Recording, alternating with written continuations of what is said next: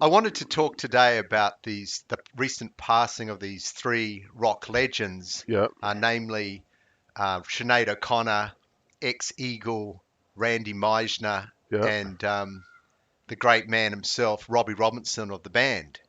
And part of the reason is I suppose it's a little bit to pay tribute to the entire rock movement because Yeah. when I was growing up in the 60s, it probably formed an important part of my life. It was almost like a religion, wasn't it? It's like the 60s and the 70s. It's probably not a bad time to be alive because there's a lot of in through music, there was a lot of art, a lot of philosophy, Yeah. a lot of ideas coming through that up to that point that hadn't really been. So for a young person, and I'm talking about 68 to 78 in particular, which is when I was probably 7 to 17. Yeah. You're at that stage of your life where you're just like a sponge getting all this new input, aren't you? Well, So, the Jesuits said if you give me a child of 7, yep. I'll give you the man. Okay, bloody hell, I didn't know that. Yeah. But yeah, that's the sort of thing I'm talking about. So Yeah. all these people, these um,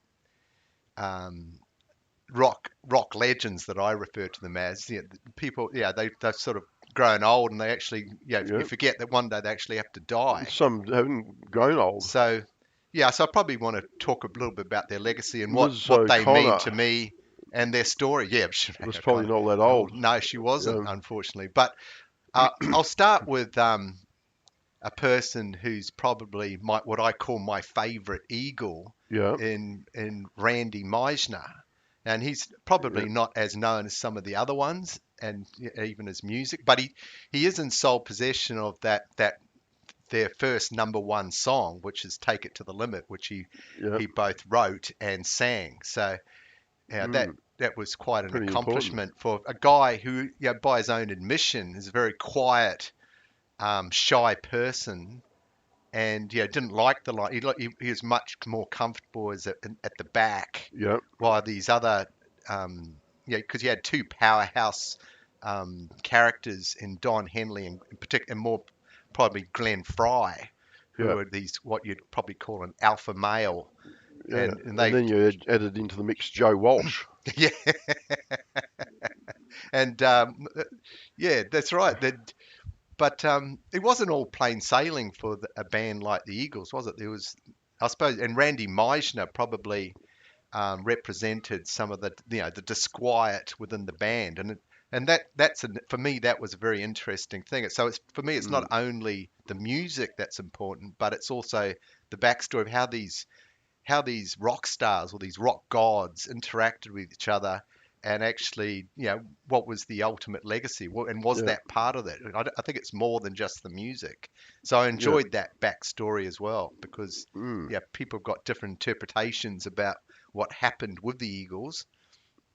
But yeah, one of the reasons I talk up Randy Meisner is because, and I've seen this in my own career, it's that he represents what I call the small guy or the little yeah.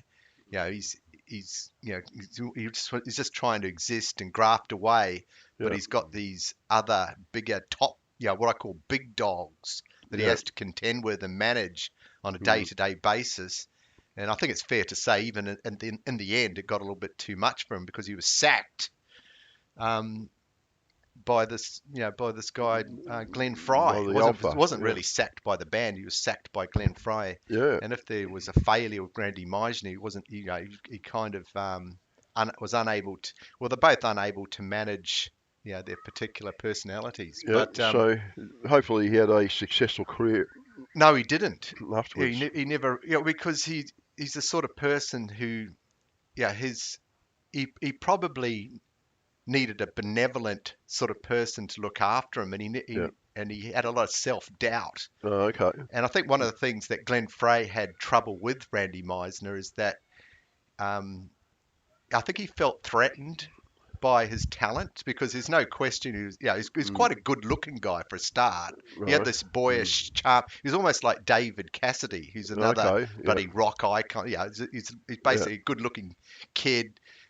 So he had like female brand appeal. Yeah. So that was something that the Eagles sort of, I noticed, quite happy to trade with Yeah. that aspect. But he also had this wonderful falsetto voice, so from the higher register, and that was one of the hallmarks of the song "Take It to the Limit." Yep. That he was able to have these soaring falsetto notes that he was hitting at the end, and that was a very much requested song live. So Yeah. there would be and when the crowd would go crazy for this guy, and I think Yeah. Frey may have had trouble with that, Yep. but I would say it's actually more the content. Yeah, because Randy Meisner in that song was able, with his songwriting, expose a softer part of himself, almost a feminine part, Yep. where he says, I've always been a dreamer. Yep. I Oh, yeah, can't seem to settle down, Mm. and it's so hard to change. So he's exposing part of himself, a very Yep. introspective look into, so he's put himself as part of the art. Yep. When Glenn Fry, he's obviously a talent, but he approaches songs in a different way. Okay, well, let's look at it. Let's look at an example. Is "Take It Easy," Yep. which is a song originally written by a friend of the band called Jackson Brown. And as Jackson Brown said, well, I had trouble, finishing off the song. He had the line, "I'm standing in a corner in Winslow, Arizona. Such a fine sight to see." And that's all he had. Yep. And then Glenn Fry literally straight away came back. Yep. Well, it's a girl, my lord, in a flatbed Ford, Yep. slowing down to take a look at me. Yeah. Well, it's very good, isn't it? Well, she's not looking at the street. No. No. She's looking at me. Yeah. So what that gives an indication Yeah. about what the sort of guy that only an alpha male would think that, wouldn't they? That's right. Yeah. I It's very self-centered. I don't think Randy Meisner would be able to write that myself, but No. so he's very good at these songs, and he's very good at Glenn Fry is very good at taking the piss out of just being judgment and writing about other people and less than fortunate sort of terms, like a song like Lyin Eyes. Yeah. The city girl seemed to find out early how to open doors with just one smile. Yeah. But So we who know wrote that one? Glenn Fry, but we know Okay, where yeah. she's going, and Yeah. she's cheating. Okay. Yeah. I don't know who wrote most of the songs. So I'm imagining did he write most of them? Did he? Glenn Fry did, but he didn't have Okay. the hit, and he didn't seem to have this a female appeal, Oh, okay. which I think Randy Meisner Yeah. seemed to command, Okay. and that was partly because of the way he looked, and also the fact he's willing to, be introspective and put. Okay, because I thought Glenn Fry sing was from the heart. had a reputation as a ladies' man. He possibly did. Yeah. I don't know. See, Oh, Glenn Fry would, these alpha males are they're very good at protecting their brand, and usually Yeah. that means being very private. So when right. some of these celebrities say, that's a private matter, what they're really saying is, I don't want Okay. you to sift through my bad stuff. Oh, right. Okay. Oh, well, I didn't realise But that. Randy Meisner is, he's probably a little bit too open, a little bit too vulnerable, because that's probably possibly part of his undoing. But Yeah. I like that. Yeah. As I say, my favourite eagle. And so with the theme of what we learned that we could take into our life. Yeah. What was the lesson to be Well, the taken lesson away? is be a bit sympathetic to these little guys that Yeah. struggling away. Yeah, They need support. The trouble with Don't just Glenn trample Fry, over. his Yeah. style was, I'm going to draw a line in the sand. Yeah. If you Not cross too- that, Randy, I'm going to come down on you like Yeah. a ton. And he did. Yeah. And I mean, the other example, this is apparent through lots of examples, within rock. There's another band that I point to, similar sort of problem, was the rock band Kiss. Right. Because Yeah. in that you had a couple of very strong personalities in Paul Stanley and Gene Simmons, and they were responsible for a lot of these songs. Detroit Rock City, bloody Destroyer and Love Gun, and I want to rock and roll all night, all this stuff. And at the end, it was almost embarrassing, when in the recording of all these albums, because they would at the end it says, "Oh, what about you two guys? Have you got anything to contribute?" And and it's almost this guy Peter Criss, the cat guy. Yeah. He pipes up one day and he's, "Oh bloody God, what have you?" And as Gene Simmons pointed out, he started singing the song as his jaw dropped, because it just went against brand, didn't it? Oh, Because okay. Peter Criss goes, Oh, Beth, I know you're lonely. Was And that a Peter Chris's house song, was it? and a house ain't just a Yeah. home. Yeah, and Okay. as Gene Simmons says, I thought we were making pizza, and Mm. you're offering us a cupcake. Yeah. Yeah, what's going? Yeah, it's very hard driving rock. Yeah, it's Mm. not lick it up, is it? No. It's like a rock. I suppose you'd call it a rock ballad, Yeah. but Yeah. yeah, But but evidently, it was a very big hit. yeah, it was their biggest hit, and that's what annoyed, Right. I Oh, think, a lot okay. of as I say, these big dog guys, these alpha Mm. males. The Yeah. fact that they didn't understand.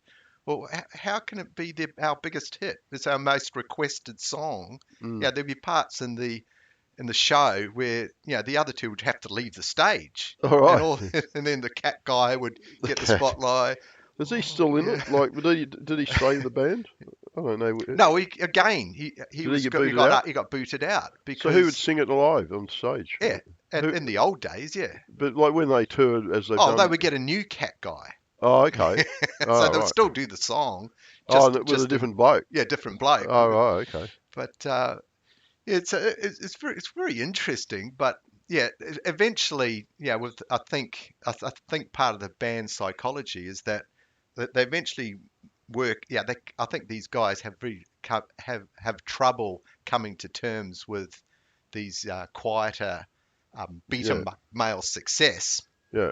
and I think it's a lot like yeah, during the 60s, there was a CIA operative in Vietnam, Yeah. and as he said to the Vietnamese, yeah, what we don't understand, we get rid of. So, Oh, okay. so they're the same sort of philosophy. Yeah. You got to eliminate what you don't understand. So, because it's just too hard, and through a number of chess moves, these guys can easily outmaneuver these quieter blokes and just get their way, which they did. Well, alpha in like this because we evolved from primates, from the chimpanzees and gorillas and that, and they I know in very recent studies.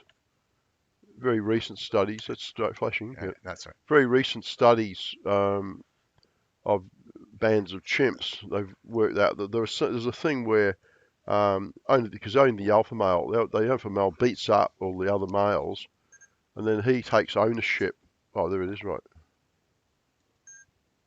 Oh, yeah, we're back in business. And so he owns all the women, and all the other males have to stand back, get out of the way. Yeah.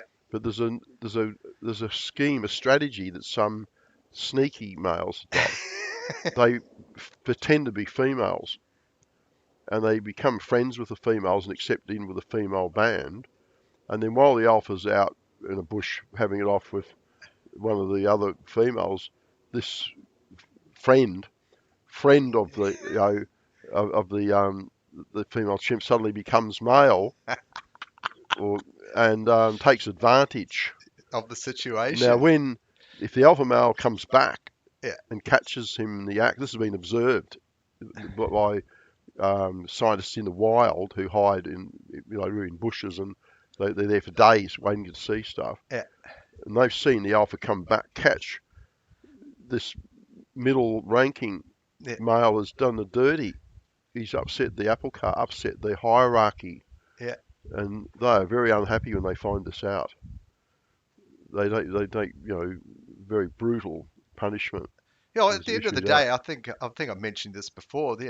Human beings really are just like any other animal. They've got Yeah, different personalities. You can yeah. have ones that are quieter and a bit more, a bit more anxious about You stuff. need But that. then you Yeah, got ones who are like banging their chest. yeah, Imagine being in a band with Gene Simmons and Paul Stanley. yeah. It'd do your head in, wouldn't it? He's And probably Glenn happy Fry, to. you Oh, know. that's right. Yeah, no, you can't have too many of the same people. Yeah, but I suppose with the again getting back to the Eagles, the guy I'm probably most disappointed in is the other. So yeah, I don't think he was another alpha. I think he was more of a willing lieutenant for Fry, Yeah, which is Don Henley. But okay. yeah, he's the one who probably possibly could have managed Glenn a little bit better or managed the Yeah, situation. But he stood back and just let them. He was unable to Yeah, because I think he was a great songwriter in his own. Yeah, he had a different style of Yeah. songwriting, like Mm. Hotel California, for example. Yeah, he had a style of just he was very good writing imagery, like on a dark desert highway. Was that Yeah, Don Henley, was yeah, it? the Yeah. warm smell of And colitas. Boys of Summer, Yeah, when he on that's a single, isn't it? The solo. yeah. So I When felt that with the politics, yeah. because managing your primary relationships is probably the number one thing that I learned from this Mm. like a song like Beth, for example, that Yeah. helped me as a 15-year-old young man because I realized, um, yeah, I actually had sympathy for Beth. I thought, well, Right. hold on, I'm about to go into life and possibly get into a primary relationship with a woman. How am I supposed to behave? Yeah. And what I get from that song is that, well, I probably need to give her some attention. Yeah. I possibly need to, um, she, Mm. make her my focus. I don't want to Yeah. be spending all my time, yeah, partying with the boys. Me and the boys will be playing all night. So you wouldn't be able to get away with that today, that attitude, because you'd I be don't need, judged yeah, that's right. as a simp. They Yeah, call that, like, that you are pandering to a woman by giving her all this attention, yeah. and you'd be lambasted by certain members of the male community. But in saying that, On I the mean, other I'm hand, very, very interested in having yeah, a successful yeah, long-term marriage with a family yeah, I with know, children and that. yeah, I think, yeah, probably need to find that balance. But yeah. I think it whenever I still listen to this works. song, Beth, I get Yeah, inspired to probably be a to be a better person than I am. Is I probably think what I'm that trying to works. I mean, say. that I idea need works. inspiration, and this song provides it. Well, that was a big thing because that when this came out, one thing And with probably not, it's a different messaging from something like as as I would say back to Paul Stanley than yeah, Love Gun. Yeah, yeah. But see, in the third, well, while we were listening to all these songs, I was also doing. I went back to school as an adult learner, so I was doing high school topics around about this time. yeah, And the big thread was all about women's liberation. yep, People like Germaine Greer, Betty Friedan, various feminists were putting up books, and that was a big theme. So if you juxtapose that with songs like Beth, it shows that even these hardcore rockers yeah, are getting the message. You can't just be a brute, go out, get all the groupies, you leave the little woman at home yeah, raising your children, and not care that she's got no company yeah, and while you're out having partying. What do they say? Rock and roll all night. yeah. Like with your love gun firing in all directions, while or this woman's at home. or even Beth, worse, they actually created a song called "Lick It Up." yeah. What the hell is that? Well, yeah, I'm and not really a Kiss fan. We won't even No, go down the path of no, nothing to but lose. But it's a different song than Beth, isn't it? yeah, Yeah, that's right. I suppose the point I'm trying to make, and that's a song that spoke to Beth's me. But waiting at home, pining, wondering where her yeah, husband is, yeah, and he's out with the boys. yeah. You know, Well, he's trying to create uh, a career. yeah, He's torn about, and every um, a male who's been married, because he is worried about his career, how much time he should be putting into that, and try to balance the home life as well. So yeah. he's probably, you describe it as juggling balls and But did keeping one. Gene Simmons even ever get married? I'm not too sure, but I do I know don't that he think he came to did. Australia once. He was interviewed by Matty Johns, Yeah, of which the opening question was, so Gene, it says here that you've slept with over 8,000 women, yeah. and Matty goes, so are there any favourites in there? Oh no, yeah, yeah. Well, that was the thing. See, Gene Simmons was unabashed Yeah, no, about that. So he's not worried about. Well, first of all, in the same way, he's doing the same thing. He doesn't want to leave a woman alone while he's on the road. So he didn't get that woman. yeah, He didn't push. He didn't park a woman no, there bearing his children. He made it clear what he what? stood for. Yeah, Um, and so in a way, he was living a very honest life. And none of all those women were literally queued up to take part in that The life. demon. Yeah, I mean, they Yeah. literally Well, had there's something about. security. Well, there's a whole Security had to drive psychology them with out. this guy Yeah, with blood coming down yeah, his face and spitting fire and that. yeah, Yeah, there's some like psychology about how that demon figure represents the 5 yeah. archetypes that women actually go for. Well, But we didn't realise at the time. Yeah, Jordan Peterson's come out with that, but see what we've seen now, like back at that era, yeah, there's still an emphasis on women to be put on makeup, be pretty. yeah, Now they have a thing. I don't owe you pretty, but back then they would want to be work. They're on hundreds of diets. yeah. They were trying to be slim. They were getting beautiful clothing, and that, and to make themselves very attractive to men, and as all the emphasis was on, they're virtually either a virgin or close to being a virgin. Virgin-ish. And that might have been a couple of banana skins they Well, slept even on. in the 70s. Of course it was, yeah, Okay. yeah. They're not, unless they're a rock star or something, or a groupie. No woman was walking around bragging about the notches on her belt or something. How many Okay. blokes had been there, a body count they call it nowadays. They were building one up under the covers, but they're very keeping that within the sisterhood Okay. and that. So when a man got married, he literally looked at this vision in white, and was looking forward to that the wedding night. And in fact, there's a lot of rock songs about weddings. What Billy Idol sings about the white wedding. Yeah. So that's an iconic image that goes through rock. Anyway, about the leading up to the wedding. But the thing with these guys is that a song like Beth now possibly wouldn't work No. because there's no innocent women, or there are some, but there's very few innocent women now. I mean, right now, Beth would be at home, possibly borderline obese, tattoos, and probably Oh, have, and then go to the internet. yeah, and she'd either have some female friends popping in for a bit of a rave up and that, or, while they're vaping and that, or working out with a new tattoo or new piercing to get, Yeah.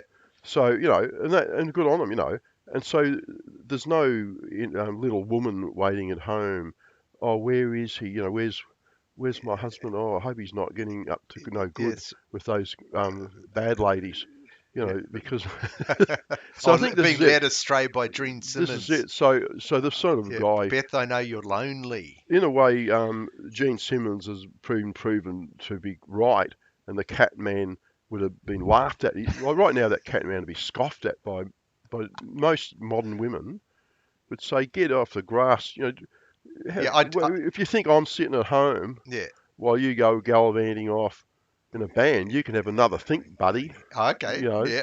I'm already on Tinder, and I've already got some chads coming through. I've got doing one lined up for every night next week. Yeah. And that's the reality. This is reality that I'm aware of, not just from extensive reading and podcasts I follow and everything, but from actual people in my circle, people I know at first hand, university educated. They're not waiting around Yep. for Mr. Right. No. They don't even have that. I don't know if they even want a Mr. Right. If a Mr. Right turned up, they'd probably kick him into touch because they'd see the danger that they're literally being sucked in to that thing. So I think in some ways, like we're looking at an evolution here. Yeah. We're looking at Glenn Fry turning out to be the better model than the Randy Meisner. It could be. I don't know. It's very hard. Yeah. I don't Because want the to be Randy too.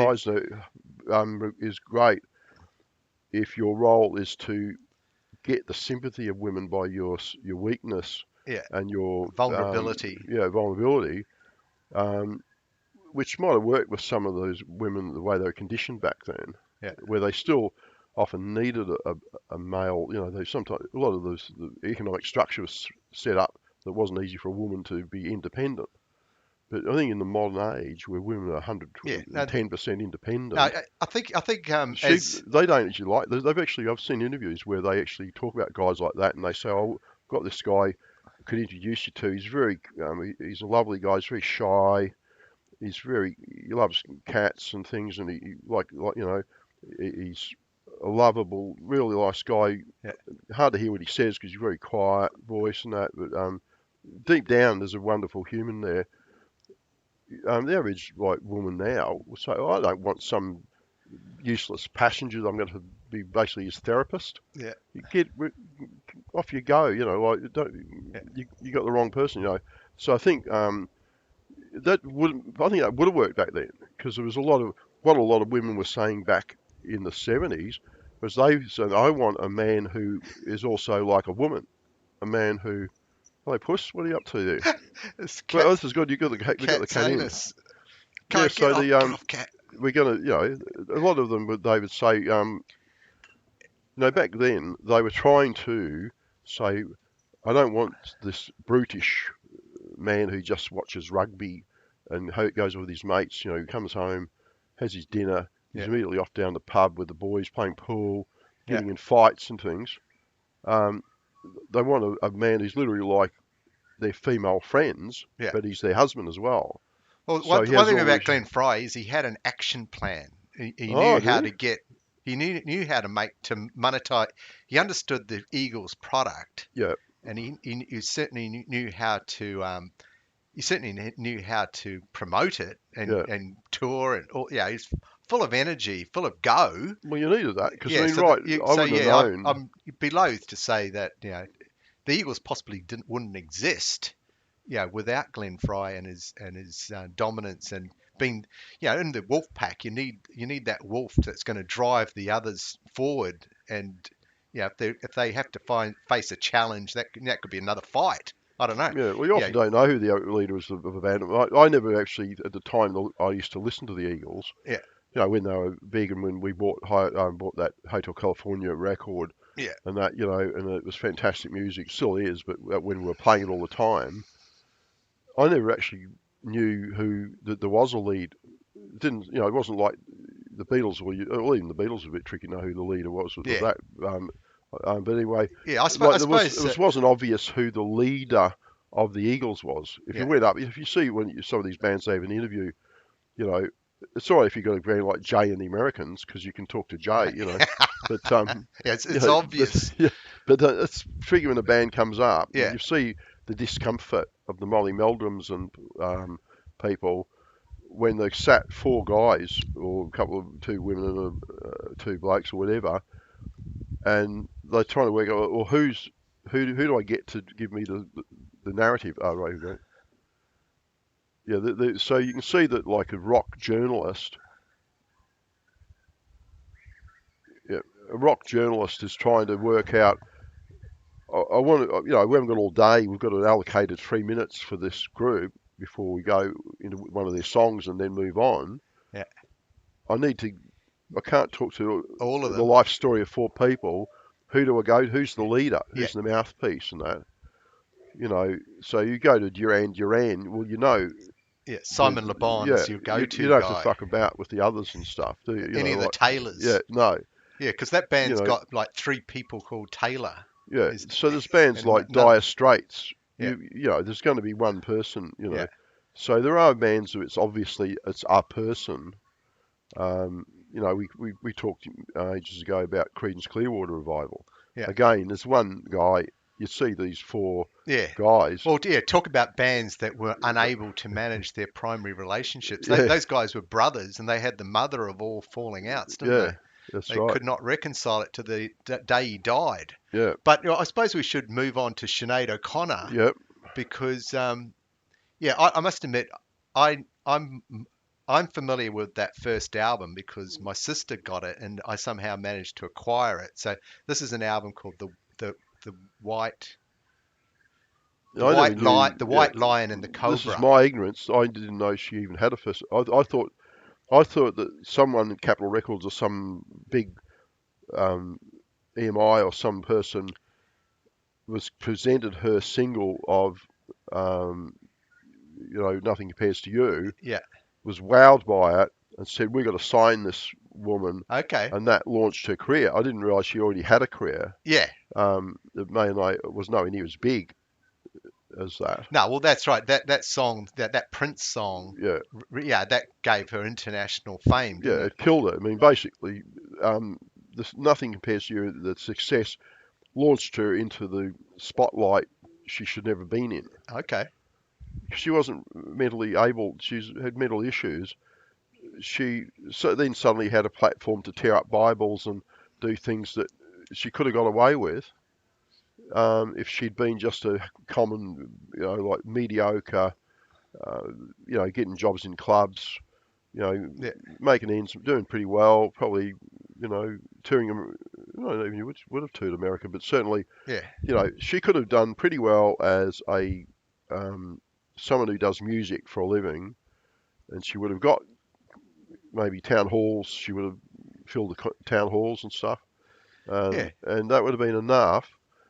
But with her Yeah. mental issues, Yeah. she was not equipped to be in the glare of world Spotlight. publicity, to Yeah. be appearing on American talk shows in front of live audiences of millions, Yeah. and then being given Yeah. awards. She felt she had such low self-esteem Yeah. that you can't give someone like that an award. Yeah. You can't give them Well, a trophy Well, because I mean, you're right, and again, I look to the words of the music that she wrote. yeah, It's similar to Randy and Glenn Fry. yeah, Sinead, on that first album, there's a song called Troy, which yeah, she's written about a real life bloke, yeah, and there's this. The song's got this unbelievable quiet and intensity to it. yeah, It's got this raw emotion to it, and part of the song goes, when did the light die for you? So yeah, she's already talking about, that's yeah, the way she expresses herself. It's yeah. very heavy. You'd be terrified. I mean, if you went in a relationship with a woman like her, I mean, that's part of the appeal. I hasten to add. I would actually have to leave. If I was in a relationship with a woman like that, and I think I have actually been in, but the only way to deal when you break up with a person like that is to leave town. Yeah, You don't want to be around, like and you don't want to really tell them a week in advance that you're going to be packing up and leaving in a week, because you're probably not. You'll be leaving in a box and that, yeah, like you'll be eating some mushrooms or something she found in her garden, and so yeah, like I could go. I think that's why that song "Nothing Compares to You" was so good, even though Prince wrote it. yeah. And she had a Well, lot. that was her gift. She She was had a, able to demonstrate emotion, raw emotion, on while she's performing it. but the emotion that she was expressing was being let down by people who she had come to depend on Yeah, or to trust, and and and depend on things in them that they didn't had even probably have, yeah. and had probably never offered her. And suddenly, and those things. She wrote a letter to after her son killed himself. Yeah. She actually wrote a letter saying, "I'm so angry with men who've let me down. Why can't you look after me?" She says, "Oh, I'm a very tiny woman in a huge, big, dangerous world. Why won't a man step forward and look after me?" But of course, if anyone was so silly to take that role, Yeah. within a day she would resent him as being weak or stupid, and work about destroying him. So this was a no-win thing. But there's probably a million women like her in Ireland and Europe and that who you'll never hear about. So you don't get to hear how they're actually meeting people in their lives who would be really good for them, but they immediately then find fault and drive that person away. So there's a continual cycle of starting relationships, within 5 seconds being disappointed by the new person, driving them away, then lamenting. In the case of Sinead, she's able to lament the loss through song, Yeah. either that she wrote or find a song and make it her own, which is the Put her same, own essentially interpretation the on it. same. Because Yeah, the Prince version of that song is completely different, isn't that's it? right. Yeah, Yeah. yeah, which is why one of the reasons he was a bit upset about it, because Okay. she'd taken something. It's like she stole reached in his brain and took Yeah. something out of his brain Yeah. and used it for herself. Well, But, talk about being upset. yeah, I would, when I was growing up, another song that really spoke to me was this song by Joan Baez, which was called they drove old Dixie down. Yeah. And what I liked about it is it demonstrated war, as it was for a civilian person, because Yeah. that's Virgil Caine is someone who's trying to support his family in that. Yeah. And war, this American Civil War, is depleting resources. They're starving. Yeah. Uh, and this is a song that was originally written by the band, namely the third person that I want to talk about, which is Robbie Robertson. So Yeah. Robbie Robertson's not he wasn't actually from the American South or anything, but Mm. his best friend, the drummer Levon Helm, was. Right. So Yes. when Levon invited Robbie Robertson to meet his family in Arkansas there, he was just blown away from being in the Mississippi Basin. Yeah. And he sat down, to talk to Levon's father, who, Mm. he actually had some experience with people relatives who were in the American Civil War, Yep. and he was able to draw on all this imagery, that he was able to capture in that song, which Joan Baez later did a Right. cover Yeah. of. But Yeah. Funny that but Virgil they're very disappointed because one of the things that got going. Yeah. there's level. It was very important that they hang out to dry this Union officer called George Stoneman. Right. Because Yeah. George Stoneman, as they say in the song, came into Virginia and he's touring up the tracks and he's Yeah. taking the very best and he's leaving us nothing. Yeah. But Joan Baez didn't misheard the lyrics, and when she sings it, she says so much cavalry came instead of Stoneman cavalry. What do they call that method of warfare? Though, is they invented Well, it's like scorched earth, isn't it? scorched earth. I mean, Yeah. no, not so they did scorched earth. I mean, I think that's where Or they're trying to impact the civilian population as well. I think that's where they invented that, wasn't it? Didn't they invent it there? I mean, the It could have Russians been. used it later, but Yeah. I think that's where they invented it. That you Yeah, come the in burning stuff because for no what used to reason. happen. See, in the wars in Europe, I was looking at the 30-year war where all the German states fought each other and everything. Yeah. And they brought in mercenary armies, and the armies were not provisioned. Yeah. So they had to fend for themselves. So the armies would have to come into a town or village, and they would just, first thing they had to say is, we're requisitioning 25% of every food you've got. Then we're going to take horses, we're going to take cows, and that was expected. People knew, the army were on the doorstep. Yeah. They had a choice of being slaughtered or cooperate. But obviously for the armies, those mercenary armies, Yeah. if they were to go using a scorched earth policy, they'd end up starving to death. Yeah. Because they were living off the land themselves. I think with the north and the south, by definition, you've got the north and the south. Yeah. So you've got a big base camp behind the lines of the north. Yeah. If you're in the dominant role, you can go in and burn at the south because you're being fed by provision lines coming from where you've got stuff. Meanwhile, you're starving out your enemy. Yeah. And also demoralising them because they come home to find the bodies of their wife and daughters. They've been raped and burnt alive or whatever, and all the horrible stuff's happened. And that makes their will to, it either makes them enraged into white fury. Yeah. Well, or they think, well, what am I fighting for? I've just found that my homestead and my plantation and my family are all being killed. If your life's over, Yeah. So this song documents the last year of the Civil War from the South's perspective. But I suppose you could say, and the plight of the civilian, the same thing is happening in the Ukraine right now, isn't it? But one thing I was going to say to you just before we move into Ukraine was that when we watched that song being sung, which I haven't watched it sung by the band, I've heard it sung by Joan Baez before. Yeah. And I was actually disappointed in their delivery of that song. They're just singing words. Yeah. I don't think they had the imagery of when I've listened to that song. Yeah.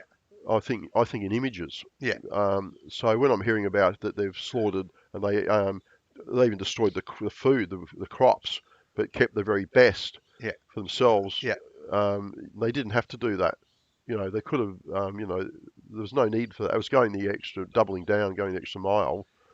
So I actually feel that song and I can see these people someone holding their child's hand, Yep. watching the soldiers come in to burn all the hard work, whereas those guys who are just young, band members, just going to forging a career in the rock industry, they just sang it as words, they just came off their. Yeah.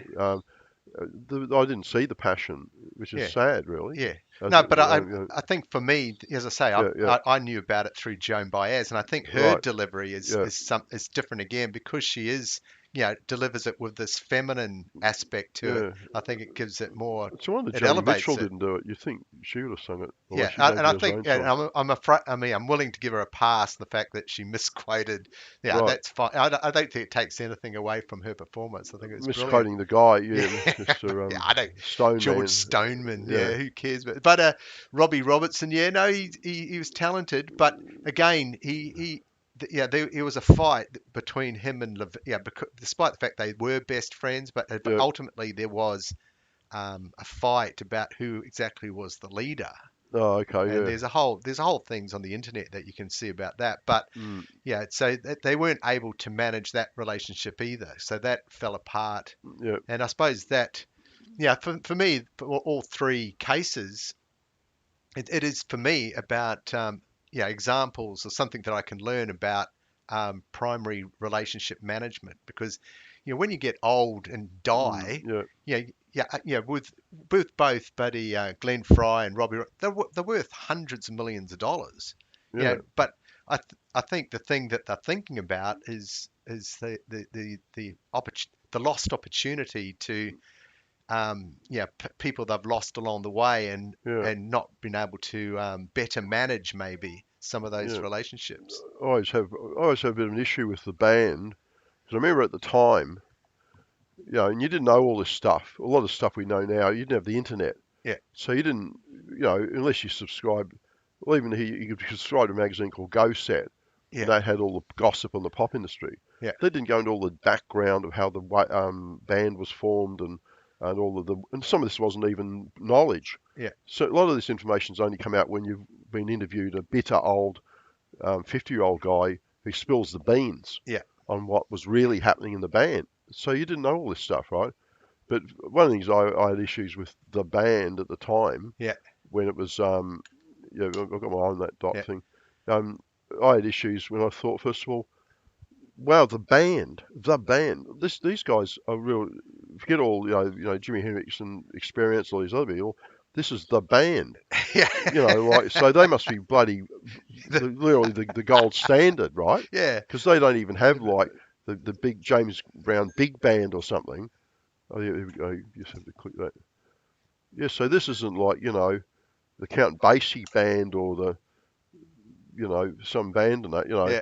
This is really the The band. band, yeah, I love that too. So I bloody I actually bought the bloody record, and then first of all, plus I don't like brass, so I don't mind it now. But back then I didn't like any brass. Well, it's supposed to be a rock record. It's rock and roll. Well, get rid of this. What's this freaking Fucking brass? brass. I can't believe. And I also worry because I worry about small things. How do you even survive when you've got a whole brass section? On live on stage. You go to a gig at the hotel and you're piling in, and they're saying, "Shit, how many of you? God Almighty, like there's about 30 of you coming on stage. Yeah, They've only got room for 10 seats for the customers." The next thing, like it's all these bloody trombones and things. Like, Jesus, how could I could I hear your song? Could I hear this brilliant words of your song that you've written instead yeah. of like, and then now you got to wait. Now you got to give the brass section this time, and you got to give. Oh shit! Now there's some strings. You bought. Someone's got a bloody harp going or something. But anyway, yeah. So I didn't like that. I thought it was over-engineered Yeah, too much, and it's sort of like someone to go on and do something, and then he'd stop, put his drum down, put his yeah, trombone down. So I didn't like that, but um, and so I think they clouded by having so much and that, so many instruments. yeah, It was a detractor because maybe that was a good four-piece band. Maybe this, like Robbie Robertson and a couple of other guys. And as I saw only recently him doing a guitar duel with Eric Clapton, I thought, well, wow, how come I've never heard of this guy? I literally had not really heard that much about this guy. The Yeah, name, I'd heard the name. yeah. I hadn't really Yeah, given well, much I suppose thought. I first connected to Robbie Robertson when I saw Easy Rider, because Oh, my okay, favourite scene of right, that is when they fire up the weight, which is one of yeah. again another one of the Robbie Robertson's. Oh, But right, again, yeah, to see this dispute, because Robbie Robertson grabbed the song and said, "Well, it's my song," yeah, but the band had yeah, like four other members, and mm, the way they wrote songs was, as they point out, was like a collective. yeah, How come you're getting all the royalties? yeah, But again, that's disputed. It depends who you believe on the internet. But that caused a rift, and that's probably the part that I pay attention to. That money and power and who wrote what, and an inability to nut out, some sort of yeah, solution mm, is it was probably the message for me. yeah. No, and we're talking about messages. No, like, there's one thing I think we glossed over when Yeah, we were talking about Sinead O'Connor. yeah, Was there's a talk about how the human mind, we're a pattern recognition and also a pattern making organism. Like the way we think. And and I've found this talking to my as I get older. I talk to my siblings about the past, yeah, and we often have quite different views of the same event to the point where we literally is totally opposite. It's black and white yeah. of what took place on that day when someone stole the ice cream, from the freezer, and your dad lined you up against the fence to say who stole it. And I've heard that told 5 different ways by each of my, they said, well, you stole it, didn't you, Kevin? No, because I would know that, wouldn't I, if Yeah. I'd done that, and I know I didn't, you know. But anyway, I think I noticed that when we were watching Nothing Compares to You, Yes. because I was very interested in your thoughts on the impact of the tear that Yeah. rolls down her face. Because as I said, I saw a documentary where they said literally, they said, all right, it's pretty good, but this has been done before. You've got just the face. Yeah, we get that. She's quite pale. I get that. And she's got black and there's a black background. That has been done and that, yeah, fine. And they're very interested in the song and you could see the emotion. Yeah, but there's a lot of soul singers about. Um, and then one of the guys said, well, look at that tear. That's natural. She's crying, you know. I said, right, done. Right, where can I sign? Yeah. How much do you want? There's no prices. That was it. Literally, that sold them. And Greg and myself are watching this, like, and you said, what tear? Yeah, that's it. There's no fucking. There's a song called "The I Teardrop couldn't. Explodes," but at one point, I remember someone, or it might have been a group or something, but I thought, hang on, no, you must have blinked. No, So we I've been rewind watching it it. over and over again, I couldn't see it. and But but that's it's it. right there, and that's key. It's key to. It was that tear Yeah. that launched Sparked. her to that song. Yeah. The Lit the song fuse. then went viral, like back in the day when it wasn't called viral, went gangbusters or something. Yeah. But that was what it was. But I was I was actually getting to the point where I was starting to not see the tear. I was starting to think I've been conned. It's like some of these words. It's the same word, and people hear the different word, and that like they've had this. They've had criminal cases where there's someone said, Yeah. They put the hand on the Bible yeah. and said, yeah, Well, there was a classic case conflicting. in England. There was a case where these armed robbers were stealing something, and the police said, "Hey guys, okay, you're surrounded. Give us the guns and that, right?" And one of the criminals, he said, "Let him have it, Robbie." And so he shot the cop. And they tried to say that charged not only the guy who shot the cop with murder, but the guy who gave the instructions to kill the cop. And this guy said, "No, I told him to let him have the gun. Let him have it, Robbie." And he took it, "No, let him have it." Bang! And it's the same words. It's the Miscommunication. same words. So I was starting to think, I've been watching this all these years, and I wait to see that tear, right? I mean, who knows why that? Yeah. Maybe I need to go to therapy, but anyway, that's key to the entire your build up of how upset she is. Yeah. She's trying every which way. Where did I go wrong? Yeah. You know. And I'm starting to think, where did I go wrong? I thought there was a tear in this song. But anyway, yeah, just All right. amazing how, yeah. All right. Well, thanks again, Kevin. Yeah, we've wrapped up a few things. And thanks for watching.